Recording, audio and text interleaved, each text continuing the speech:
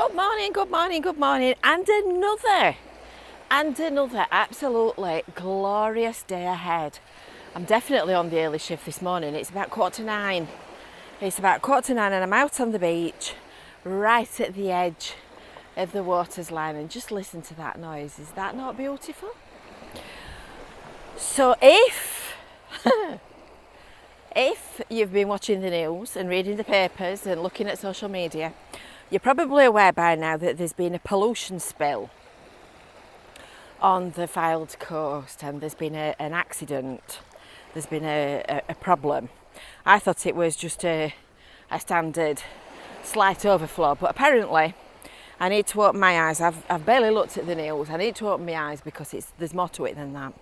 So I thought we'd have a look at the truth of what's happened, and we'd come and do it on the edge of the beach so that you can see what it actually looks like and how bad it actually is. So if you're new in these parts, make sure that you've subscribed, make sure that you've hit the little bell for notifications, and make sure that you've signed up for your Visit Fylde Coast email newsletter. The link is below, and you'll get it straight to your inbox every week, packed full of all kinds of interesting things. So without any more ado, let's go and take a look and see what's actually been happening. Right, so the observant ones among you will have noticed that this is not actually Blackpool Beach, this is Cleveley's Beach, but the incident occurred just down here somewhere, which is where the Fleetwood wastewater treatment works discharges clean water out to sea.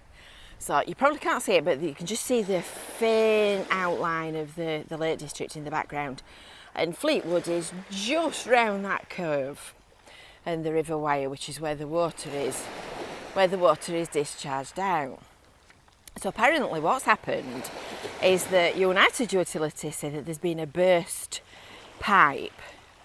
There's been a burst pipe which delivers treated clean water to sea from the sewage works, and this pipe's 9 metres underground, so you can imagine that's in old money. Oh, a lot.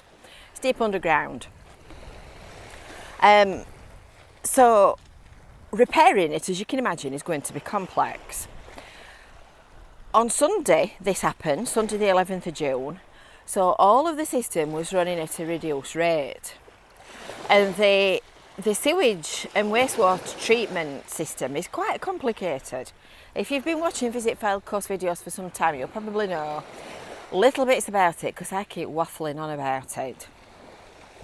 But currently their solution is to build a 2,000 metres long, in other words 2 kilometres overground pipe around Fleetwood Marsh Nature Park, and install some temporary pumps so that they can divert the damaged pipe, and they can start to repair the proper one, the permanent one. As you can imagine, that's quite a big engineering job. Just even putting a 2 kilometre temporary pipe in, it's quite a big job. So I would imagine there's a lot of head scratching going on at United Utilities and the Environment Agency and whatnot. But because this happened on Sunday the 11th, all of the storage tanks, and you'll know that there's a huge storage tank just down here at Ankersome Park, and all the extra capacity was already in use because they'd had to slow the rate down that they were processing sewage because they couldn't discharge the clean water out to sea. So it's a bit like swallowed a fly, I don't know why. And then, of course, it chucked it down on Monday the 12th. And about 40 millimetres of rain fell in 2 hours. I'd got all my buckets lined up in the garden to collect the rainwater to water the plants. And there was quite a bit of water in the buckets. I'd have said there was more than 40 millimetres, but nonetheless. So the system very quickly, it was already full, and the sewage and wastewater system reached full capacity really quickly.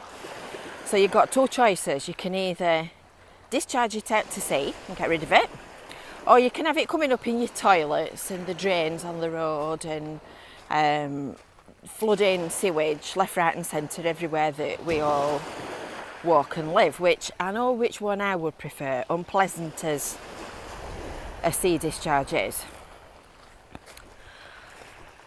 So that's kind of what's happened. There's an official statement on United Utilities website which tells you about this burst pipe, but the Gazette have reported about a whistleblower that's contacted them saying that there's more to it. Well, there usually is, isn't there?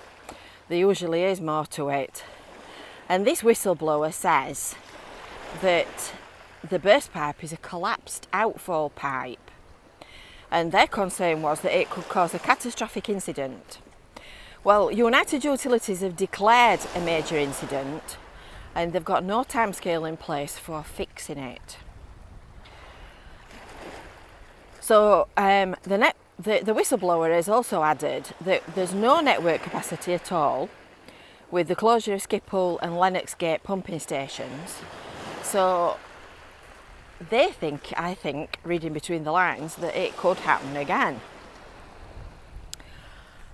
But, as you can see, this paddling, bathing, swimming, going in the water ban is in force between St Anne's, right down there, and Fleetwood, which is the other way, is the direction we've just been looking at.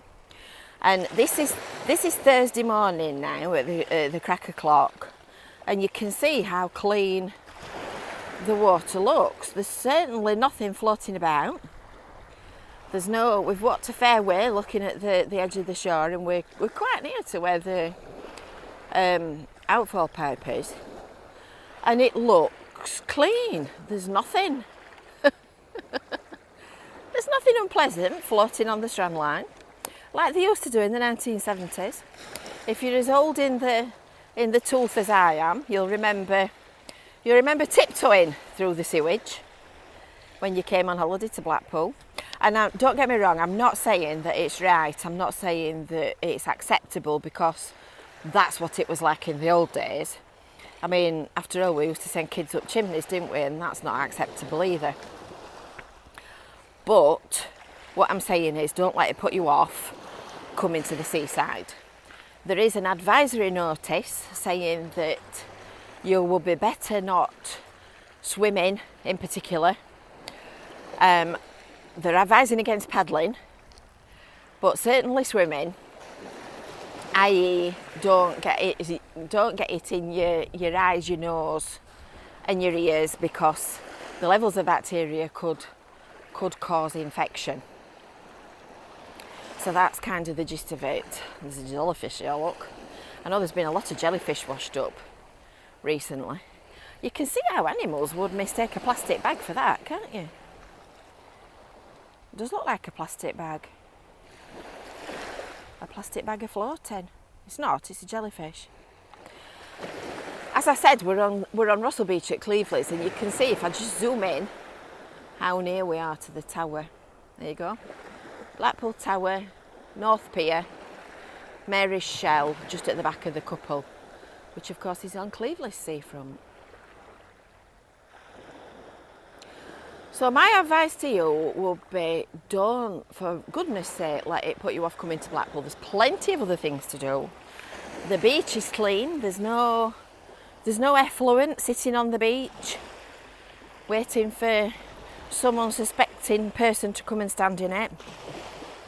When you think about the volume of sewage that will have been spilled compared to this huge, enormous volume of sea, kind of puts it into perspective, doesn't it? And going back to the 1970s and the floating sewage, that's what they did routinely. They did that every day. They just pumped it, raw sewage, straight out into the sea. So a lot of this work that's been done to clean up the beaches and the seas is thanks to various different laws that have come in at various different times. And the last one was the revised Bathing Water Directive.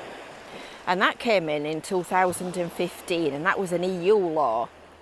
And it halved the level of bacteria that was allowable in the seawater for it to be declared safe for swimming. I think that's right. So the results, the water is tested weekly throughout the bathing season.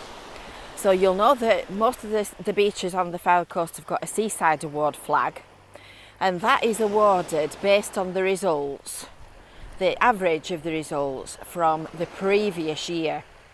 So the flag is not awarded on the sewage spill that's happened this week. There's been a lot of work done and a huge amount of money. When I say huge, I mean hundreds of millions of pounds to clean up the water, and as you can see, it's definitely worked. And accidents can happen to anybody, can't they, in fairness? And you can help at home as well, so only flush the 3 P's, people. That's pee, poo and paper. And if you stick to that, don't put fats and wipes and rubbish and cotton buds and bits of assorted toiletry waste down your toilet. Definitely no nappies, and that will help to keep the drains and the sewers clear and flowing freely. So watch this space. I'm sure when the situation is completely resolved, there will be a public announcement made, and that will then also be all over Facebook.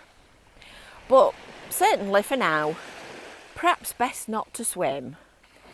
Oh, there's a little pooch here enjoying it, look. Perhaps best not to swim, but come to the coast and enjoy it, because this weather's just divine. So I hope you've enjoyed that. I hope that's made a bit more sense out of everything that you've seen on the news and on the telly and social media. And I hope it's put your mind at rest if you've got a break booked. You can come to Fleetwood, Cleveland's, Blackpool, etc. I can't actually smell anything either. I wouldn't, if I'd not seen it, I wouldn't have known. So that's it. That's this morning's update. So I hope you've enjoyed that. Don't forget to subscribe, don't forget to sign up for your newsletter, and we will see you soon. Bye for now.